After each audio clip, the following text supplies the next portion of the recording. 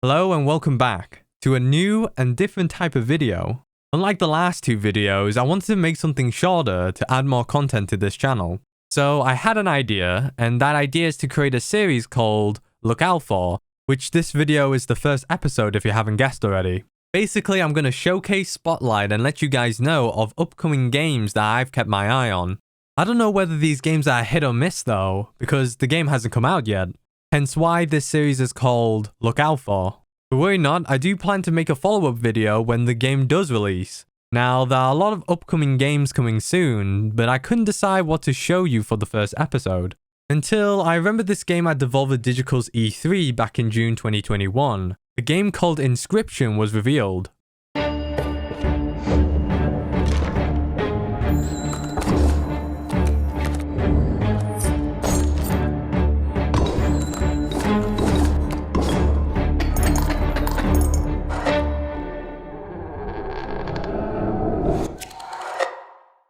So that was a short clip of Inscryption, a horror deck building roguelike game published by Devolver Digital and developed by Daniel Mullins. You may have heard the name Daniel Mullins before, and that's because he's the creator of The Hex and more notably Pony Island. For those who haven't played his previous works, you should know that both of these games are known for his dark themes and meta references. From what you've seen, it's safe to say that Inscryption will also have the same approach. However, before I talk about Inscryption, let me mention that this game is based on another game called Sacrifices Must Be Made, which was also created by Mullins. This game was made for Ludum Dare, a game jam competition where you are tasked to make a game under a limited amount of time with a given theme.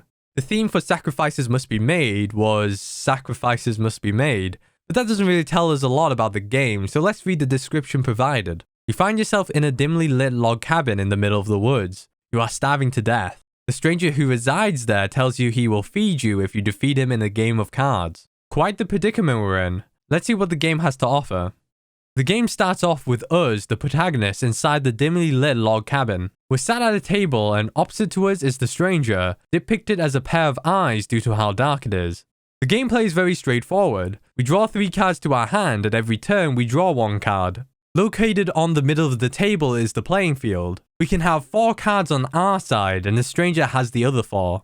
Each card has a name of an animal or entity, and there are 2 numbers located on the bottom left and right. The number on the left is their attack power, and the number on the right is their health. Some cards may require a sacrifice to be played, indicated by the blood drop underneath their name. For example, we have a squirrel on the field. In our hand, we've got a stoat and 2 wolves. All 3 cards require sacrifices, but we can only play the stoat since it requires only 1 sacrifice. We then end our turn by hitting the bell next to the scale and proceed to the battle phase.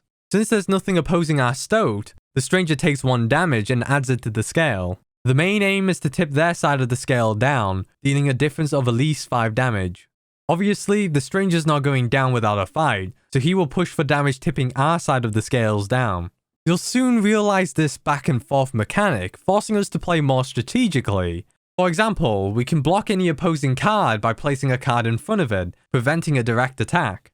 And to add more strategy to the game, some cards may have an inscription in between their attack and health, granting a unique effect. The Raven, for instance, has an airborne effect that deals direct damage even if there's a card in front of it. We play a total of 4 rounds. You'll see new cards along the way, as well as the opportunity to use an item offered by the stranger that will tip the scales. I straight away used the item, and it turns out you gouge your eye out to deal 1 damage. A very brutal turn of events. Throughout the last 2 rounds, the stranger will mention about someone behind us, despite us claiming that we were the only ones that survived the crash earlier. Before the final round starts, the stranger will reveal that the person behind us is our child, who is also struggling from starvation. Winning the last round, the stranger fulfills their promise to feed us. It's time to eat, they say, presenting us a menu in form of 2 cards to choose from. The starving man or the hungry child. Wait, hold up a second, that's referring to us. The lesser of 2 evils, huh?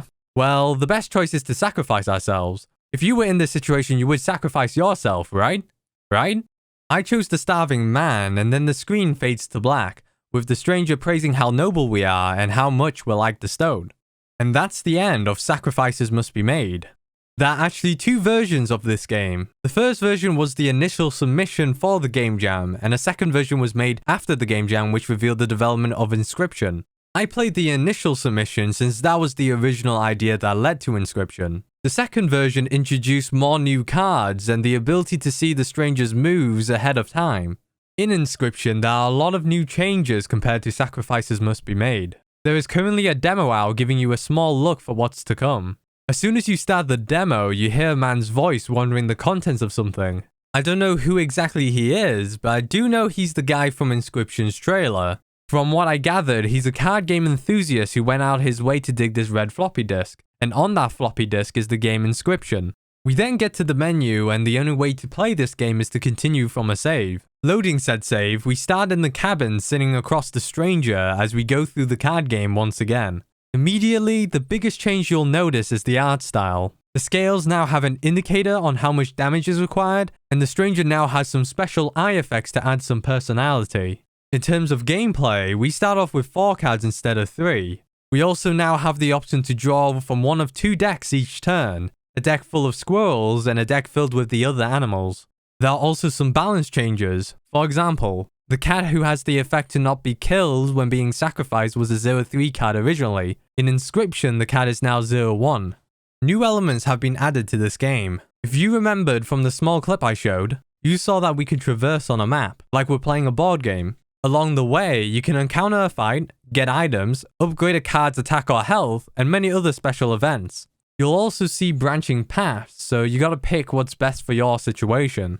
Another new element is that we can explore the cabin we're in. At some point in the demo, we'll lose a round due to a scripted battle, and the stranger asks us to pick up a candle near the door. We get up, and it's a small cabin, but there are a lot of puzzles scattered around that you can solve. I don't know if there were any hints in the demo, but I do know that if you solve these puzzles, you are rewarded with a card for your deck.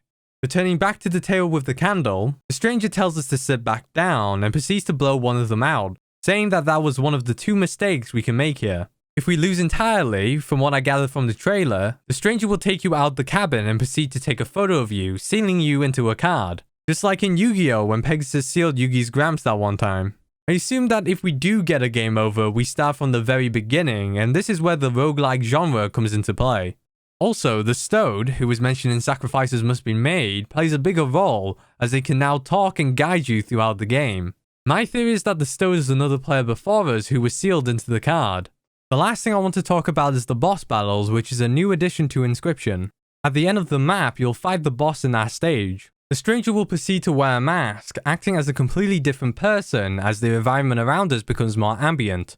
In this boss battle, we fight the Prospector, who has 2 lives, meaning that we have to win 2 rounds. Every boss will have a unique ability that will turn the tide of battle to their favor, it seems. In this case, when winning the first round, the Prospector will immediately turn our field into gold nuggets, getting rid of any cards that was on the field. Defeating this boss will end the demo, telling you that the memory card is full. That's all I have to tell you about Inscryption, and you're probably wondering when it's coming out. October the 19th is the release date, which was revealed in a recent trailer. In that trailer, you can see some interesting things. For instance, it looks like at one point we have to play a 2D version of Inscryption. I'll link the trailer in the description so you guys can check it out too. Anyways, that was the first episode of Look Out For, and as said before, there will be a follow-up video when Inscryption does release. I can't wait to see what Mullins have in store for us. If you like card games or deck building, this is definitely worth the pre-purchase. If you can't take my word for it, don't forget there is a demo on Steam to try out. And that's it for me. I hope you guys enjoyed this video. You know the drill if you want to support more, and I'll catch you guys later. Take care.